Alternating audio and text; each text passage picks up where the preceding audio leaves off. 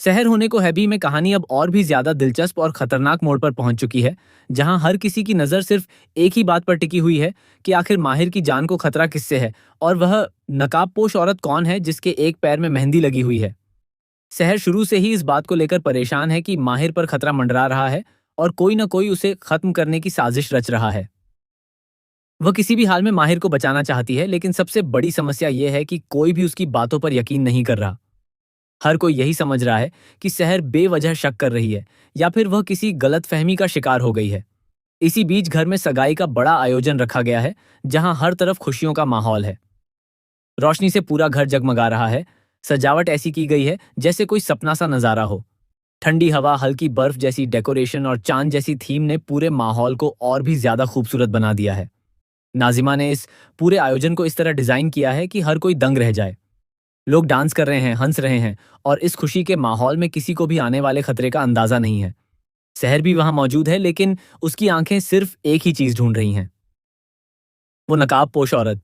उसे बार बार ऐसा लगता है कि वही औरत इस पूरे खेल की मास्टरमाइंड है।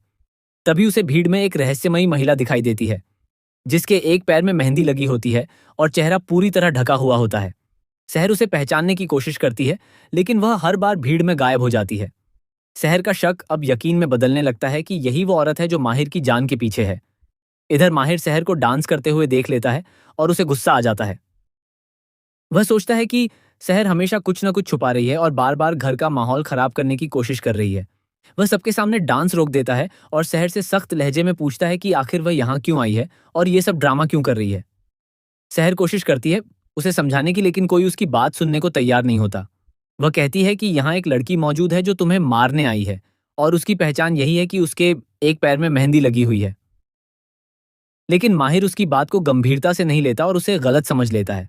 हालात और बिगड़ जाते हैं जब शहर मजबूरी में माहिर को एक कमरे में बंद कर देती है ताकि वह सुरक्षित रह सके।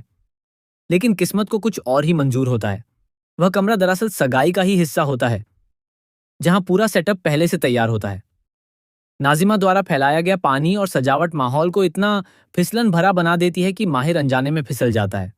माहिर गिरकर बेहोश हो जाता है और उसके सिर में चोट लग जाती है। जैसे ही यह घटना होती है, पूरे घर में अफरा तफरी मच जाती है। लोग घबरा जाते हैं और किसी को समझ नहीं आता कि आखिर हुआ क्या है। शहर खुद भी सदमे में आ जाती है, क्योंकि उसका इरादा माहिर को नुकसान पहुंचाने का कभी था ही नहीं। वह तो उसे बचाने की कोशिश कर रही थी। लेकिन अब स्थिति पूरी तरह उलटी पड़ जाती है। सब लोग शहर पर शक करने लगते हैं। हर कोई यही सोचता है कि शहर ने ही माहिर को नुकसान पहुंचाया है। माहौल पूरी तरह उसके खिलाफ हो जाता है। उसकी बातों पर अब कोई यकीन नहीं करता। उधर शहर हार नहीं मानती। वह फिर से उसी नकाबपोश औरत की तलाश में लग जाती है, क्योंकि उसे यकीन है कि असली गुनहगार अभी भी सामने नहीं आया है। लेकिन हर कदम पर उसे रोकने की कोशिश की जाती है और वह अकेली पड़ती जा रही है।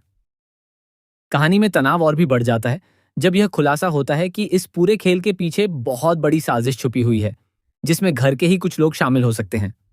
सहर अब अकेले ही इस रहस्य को सुलझाने की कोशिश करती है, लेकिन उसके खिलाफ सबूत लगातार बढ़ते जा रहे हैं। अब आने वाले समय में यह देखना दिलचस्प होगा कि क्या शहर माहिर को सच में बचा पाएगी, या फिर यह साजिश उसे ही फंसा देगी। क्या नकाबपोश औरत का राज खुल पाएगा, या फिर कहानी और भी ज्यादा उलझ जाएगी। ये सब